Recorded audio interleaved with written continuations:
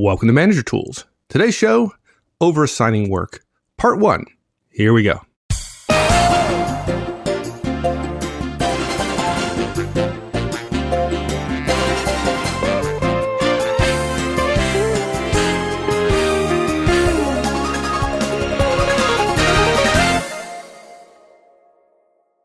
I was thinking the other day about Louise Charles. Now, I used to work for Louise Charles. I've told a few stories about Louise at conferences, and I suppose I imagine she's probably not listening to this podcast. But if she were, she'd probably be a little bit surprised because I haven't talked to her about it. But Louise is one of those bosses that when I was working for her, I respected her quite a bit. But I can't tell you, I really enjoyed it because she gave me so much to do. It was amazing.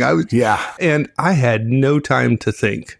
And yet, I look back and she is one of the most influential managers I have ever had. Yeah. It's funny you mentioned that. When I was writing this cast, I wasn't thinking about my experiences at all. You mentioned Louise, and then I immediately think about Colonel Texera 30 years ago. Oh, yeah. Right? Yeah. That's exactly what happened, right? We were all immediately double stressed. Boom. Yeah, that's a great point. I mean, great bosses assign more work, delegate more work, create more work than their directs can actually do. Okay, but I want to make sure I understand you. They give more work, assign more work, delegate more work than the direct can actually do. Meaning, some of that work's not going to get done. Yeah, absolutely. And you're okay with that? Okay. Yeah, think about this. We'll talk about this at the end of the cast in terms of the rationales, but now is a good time since you asked that way. Look, let's ask everybody who's listening. Don't you go home every night with work undone? I mean, by definition, you have more work than you can do. Everybody I know has projects, has folders, dog-eared folders on the back of their desk.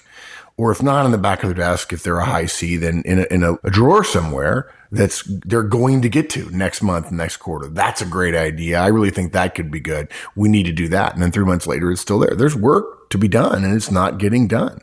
Nobody I know delivers every deliverable on time and goes home at 5:30 or 6 o'clock with all their work done and never has homework. So I guess I'm not the only one that reviews my task list. And as a matter of fact, I was doing it this morning and I looked at it and I found a task and oh, look at that. I committed to do that to Mark 3 years ago. Yeah, I made a note of that. We'll talk about that later in our partner one-on-one. There you go. But look, then the question is, right, as we'll say later, we'll repeat it because it's so important. If everyone is going to have work left undone, then the question becomes what work is being left undone? And conversely, by definition, what work is getting done? Right? Great bosses do not try to figure out what each of their directs' comfort level is. They don't negotiate a balance with their directs about their work. They don't start small with an amount that anybody could do and they develop a gradual plan of improvement. Right? They don't. They intentionally give everyone more work to do than that direct thinks or knows or believes or hopes they can do. They overassign, they overdelegate. This is what great bosses do, folks. They don't try to get an exact right balance because there is no such thing. It's what is true of communications is true of work responsibility assignments. You're either going to do too much or too little, but the chance you're going to do exactly the right amount is marginally zero. So the only question is whether you're going to be above or below in terms of assigning work, above or below what your team is capable of.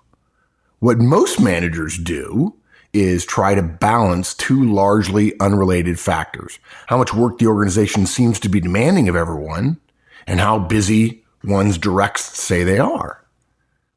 And that's virtually impossible to do. And for people who at our conferences, everybody's saying, I'm really struggling with work-family balance. And I take them aside and said, there is no balance. It is becoming emotionally secure enough to recognize that what's important is dynamic tension. But smart bosses don't try to find a dynamic balance. They always know they're always going to give their folks more work to do. And that very stress creates better work, better outcomes, the right work getting done and the right work getting done faster as well. I think that's a good point. I want to push on you a little bit because the right work getting done. And I think one of the dangers, I don't know if we're going to talk about it later on, but one of the dangers of not doing this is that the right work doesn't get done. The fact of the matter is, if you had 100 things to do, you'd know that 20 of them are the most important. If you only have 20, your chances of getting the right stuff done is less. Yeah. What's more, think of it this way. If you have 100 things to do, and let's say you could only do 50, you better make sure you pick the right 20 that are the top ones, which if you only have 20, you don't develop the skill of choosing which ones are the right ones. And in fact, more directly, if you only have 20, you could in fact do 50.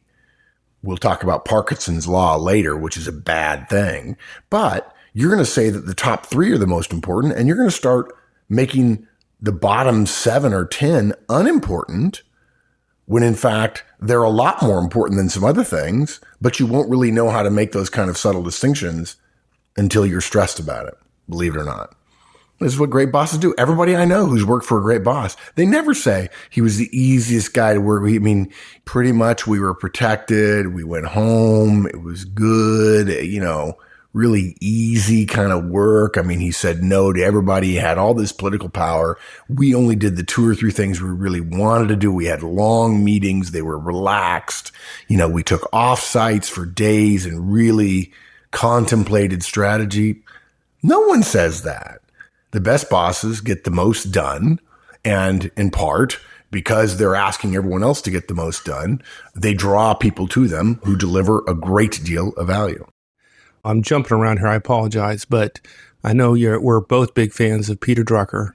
I think there's some things he said that absolutely apply here, but I wonder if delegating more and pushing more work down violates the principle of focus, right? Because Mr. Drucker said something like, trying to do more than 3 things is like a 3-ring circus, right? Yeah. Okay, that's fair. But Drucker said that about CEOs, and he said it about the incredible value of a CEO's time relative, because time is an expiring asset. Everybody only gets a certain amount. And if you have 50 things to do, you better know what the top 1, 2, or 3 are. Drucker's comment about 3-ring circus and trying not to do 2, but maybe only doing 1. In part, it's a function of the fact that the CEO tries to do 10. Everybody who's working for her is trying to do 50, and down a couple of levels, it's just a disaster. It's a menagerie of misery, basically. I'll tell you what, though, this cast is unofficially titled the Peter Drucker Productivity Guidance. Drucker once said the productivity of the worker is not the responsibility of the worker, but of the manager. And the fact is, if managers everywhere are allowing directs to say, I'm busy, then the direct is choosing what they're productive on or not. Actually, they're choosing what they're working on. They may not have a real sense of what's productive or not. The manager's strategic, higher level, maybe it's not strategic, but it's not truly corporately or organizationally strategic, but it is generally more strategic than the direct. The manager's higher level of strategic insight, the larger sense of the relative value of things, makes them a better chooser of the activities of the direct relative to its value and therefore their productivity than the direct is all by themselves. This is not to say the direct doesn't have a voice, and we're going to talk about collaborating with the direct on what they're working on. Okay. The direct should have a voice. Everybody's a knowledge worker, it seems like today. That's a good thing. And we want to respect that people may think, hey, I've got a good idea here. Great. But if every single one of the directs comes and says, this is what I want to do, and the manager allows them to do that to the detriment of what the organization asks of the manager's not doing her job. I mean, think of it this way. Isn't some of what an organization asks of us as managers unnecessary? And the answer is, of course it is, because we're not doing it and we're not getting in any trouble, right? We delegate stuff to our own floor all the time. That's stuff that's, back burner stuff that we'll get to next quarter. And by the same token, isn't it likely that our directs are overstating how busy they are? And the fact is, of course they are. For those of you who are listening right now, I bet no one who works for you has ever said, hey, I'm not that busy. Give me some more work to do. Okay, if that's true, that no one has ever said. If they do, but yeah. Well, but look, if no one's ever said, I'm not that busy, give me more work to do, then that means everybody in the world is either that's listening, that has ever worked for somebody who's listening to this cast, has either been at the exact right amount of workload, which I can't imagine, or they've had more than enough. Or, on the other hand, they literally don't know how much they're capable of doing. I can certainly attest to that. When you and I were young lieutenants, I didn't know how much I was capable of doing, but I'll never forget that lesson when I was 22 years old. Effective managers realize the way to address this dichotomy between organizational needs and individual time management skills and so on is to have the right, best work efforts of any individual force out the work that is least likely to be valuable. Okay. And so you try to stuff 25 balls into a box that'll only hold 20 to make sure that some of those balls fall out, the least valuable ones. That means over assigning. And that means teaching triage of the kind of work someone's doing and prioritization of the kinds of work your directs are doing in order to be cognizant of what's the best stuff to be doing, rather than simply saying, let's make sure the box is always completely full. No, let's make sure the box is overfull. So we have 30 things to pick from and we can only do 20 of them. And so 10 of them might not get done. Or maybe what we say is there are 30 things to do. Let's organize them and let's see if we can't get the 30 done. Maybe in fact, that 20 that you're doing in 50 hours, you could do them in 40 and we can give you some more to do in that extra 10 hours. Nothing wrong with that. So how do we do that? That's the question. Yeah. We don't want to disappoint Mr. Drucker and be ineffective. That would not be good. So we have 3 major points here. The first one is don't be afraid to assign more work, even to people who say they're busy. We're going to give you a little bit of background on that. The biggest part of the cast is point 2, which is what to do and how to do it. We're going to talk about delegating more assertively, about assigning work, even though people say they can't do it. It's okay to expect it to get done in addition to the work that's already being done. We're going to ask you to collaborate on prioritizing with your directs, which is basically choosing which work to get done is a professional skill. We ought to be teaching our directs how to do that. And this is one of those casts that is overarching. We're going to have a lot more casts come out of this one talking about individual details. Otherwise, it'll be 50 pages long. And another thing a manager's got to do is you've got to be willing to provide air cover when work that doesn't get done creates risk for your directs. It happens when, in fact, they stop doing something that somebody else might want them to do.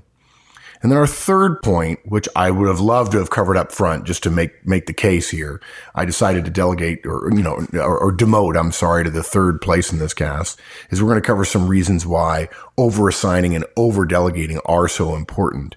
We've got Horstman's corollary to Parkinson's law, which Parkinson's law has always frustrated me, and I always thought it was the wrong thing to be talking about, but that's just me. And then we're going to talk again about work always being left undone. And we're also going to talk about quality, which a lot of managers struggle. Managers say, Mark, quality will suffer. And we say, yes, it will. It absolutely will. And for those few of you who are listening to us that build chips, that build chipsets, that work with silicon wafers in clean rooms and billion-dollar chip fabs, and when your work, your actual work, not your team's work, but your work is producing those chips, I'll agree, quality can't suffer. Other than that, in the vast majority of jobs that I know, like 99.9% of them, quality can in fact dip for a short period of time until we discover that the person who was working for us can in fact do the thing we used to be doing. And within 3 months, they're doing it every bit as good as us. And thanks to Managerial Economics 101, that's a good thing. But if your defense to delegating more or assigning more work is quality will suffer, you have too high a standard on quality, unless you're building chips. And there are probably a few other things. I use chips as an example. And you need to learn that there's a real danger in saying quality can't suffer. Because if quality can't suffer, you can't innovate. We'll come back to that. Good. Okay. So now let's get something out of the way, though, because I know folks may misunderstand what you're saying. Because certainly... No, that can't be true. What? Yeah. This is probably the first time ever. Right. But how many emails have we gotten in the course of the last 6 years that have said, I don't understand? At 1,000? Yeah. Well, it's usually not that they don't understand. They don't understand because they don't believe what you say. Yeah. That's a different. Why is he saying that? It's a different thing. Crazy. Mark's talking crazy talking. Here's the thing I want to make sure people understand, because you're not saying to give more work to everybody, because certainly in every team there's at least one or two people that are busy, right? And we don't want to overassign to busy folks, right? Now in my new office, not that it's any better, it's actually much smaller than my old office, but when I laugh, it echoes and I can hear myself laugh. Right. This is the Ozan corollary to the Parkinson's law, which is only give more work to people who say they're not busy, which, by the way, would make for a very short gasp. Yeah. Quickly, managers, run out to your people and say, anybody not busy? I have some more work. Well, they're going to like you if you do that. That's like Heisenberg's uncertainty principle, right? Measuring something actually changes it. If you ask people, hey, if anybody's not busy, I have more work, suddenly it changes everybody to busy. Okay. When I throw you softballs, you're not supposed to slam me. Okay. You're just supposed to simply answer the question. Let me tell you, for one time in my life, when you throw me softballs, I feel like Bryce Harper. Yeah, no, look, one of the rules is, the really great managers, the effective managers, and well, let me finish my thought. I want to come back. I want to talk to great managers for a second, because I had a great conversation recently at one of our conferences about greatness as a manager. Yeah, the great managers are not afraid to assign more work to people, to delegate more work to people, to create more work for people, even to people who are busy. Now, let me just talk about greatness for a second, folks. We're not suggesting that you're not great and you must do this now. We recommend you think about your set of skills that make you a manager. Obviously, a lot of them devolve from your responsibilities. Okay. And if you hear us say great managers do X and you're not doing it, we're not trying to make you feel bad that you're not doing it at all. We don't want you to feel bad. Okay. Separate from the umbrella story, we know that feeling bad is not a motivator. Rather, we're going to say this. If I discover that a great manager does something I'm not doing, I have to learn how to do it if I want to be great. The way to learn how to do it is to start doing it now. And in a year or two, you'll actually be pretty good at it. We're suggesting you add that skill that great managers take for granted, or maybe not even be able to talk about. Some of them are clear about it. Some of them say, yes, this is in fact one of my core skills. But all great managers do this. They all overassign work, even to people who are busy on their team. And if you're not doing that, then you're missing one of the skills that makes for a great manager. It doesn't mean that tomorrow when you start assigning more work, you'll be great, but you'll be on the path to greatness as opposed to definitely not being on the path. So don't feel bad about it. Trust me, Mike and I are still on our own paths to greatness when it comes to management, but we've seen a lot of great managers, and all great managers do this. But look, frankly, to your point, Mike, if you're listening to this show, we know your directs are busy. I suppose it's possible that you're busy and your directs are not, but there are some managers who do that, but they're pretty rare. When that happens, bosses have incorrectly sheltered their directs out of a mistaken sense that protecting their team is an important job of a manager, right? And they take it in the wrong direction. They take it to an extreme, and it's very debilitating. Even though the manager feels good about it, bad things are happening behind the scenes and productivity drops. And frankly, we also know that many, many directs of ours are adept for some good reasons and for some bad ones. They're adept at reflexively saying that they're overworked. And I'm going to tell you something, guys. I mentioned that Parkinson's is cynical, and I try to avoid cynicism. But I'll tell you what, I don't believe anybody. I've never believed anybody when they tell me their stated number of hours worked per week. I just don't. It's happened so many times that somebody said, I work 80 hours a week. And, it used to be I would walk them through when they said 80 hours a week. I said, okay, help me understand that a little bit better. But now I just say 80 hours a week divided by 7. You're saying you work 11 hours a day, 7 days a week. That's just mind boggling.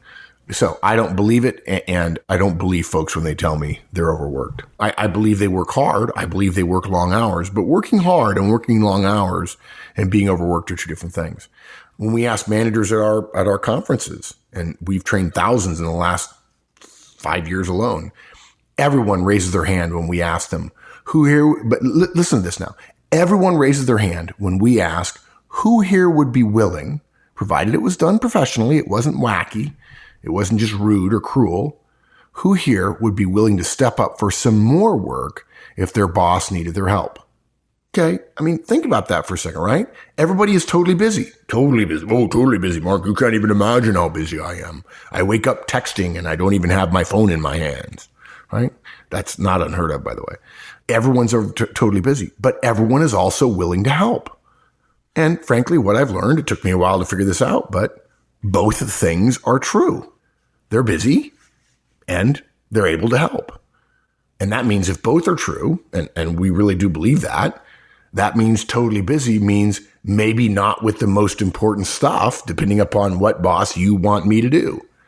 And directs of us as managers, and by the way, folks, in a way that includes all of you and us as well, begin to believe their own self-marketing about being overworked, and they stop evaluating what is really contributing to productivity for the firm and what isn't delivering value. And it just becomes the number of hours and how anxious they feel at work on an hour-to-hour basis.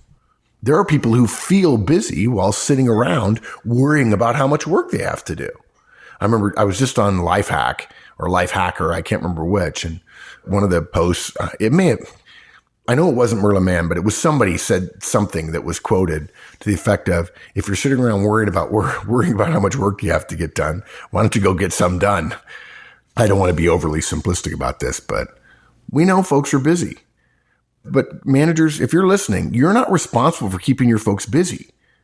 Okay. Nobody but an immediate manager can really know at least at a detail level, whether that busyness actually produces productive output. In other words, usable work. Okay. We don't want your people to be busy. We want them to be productive. And those things are not necessarily the same thing. They use busyness. I'm working on a lot of things as a defense against more work, because in their mind, more work is just less effective, right? Spending less time on everything they're already doing and just adding one more thing. And you're saying, no, I don't want that. I want you to work on the right things. And I want you to learn how to compress everything you're doing in an hour into 45 minutes. Right? You know, I thought when I was writing this cast, I thought about the movie The Natural, where that guy stood up. I don't know the actor. I don't know the character's name.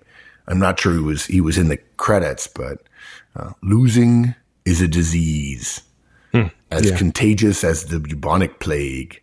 And I think he also starts out by saying something like, imagine you're on a ship at sea, gently rocking, and it's pretty bad. And that's when Robert Redford walks out. But in this cast, it would be busyness is a disease as contagious as the bubonic plague. So busyness is not an answer. It's not a defense. It's not a discussion point. It's not something managers consider. Managers consider productivity. Bubonic plague. You know, some people tell me they think that you go overboard sometimes. I can't believe it. It's just no.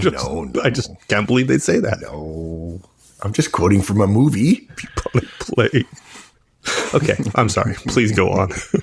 Now, another movie quote was if your people are working really hard and you give them one more thing to do, and they say like Indiana Jones did in the Temple of Doom, when he says to the lady when he and his in Short Round are about to be crushed, he looks at her and he says, "We are going to die." If your directs say that, you might want to back off. May want to.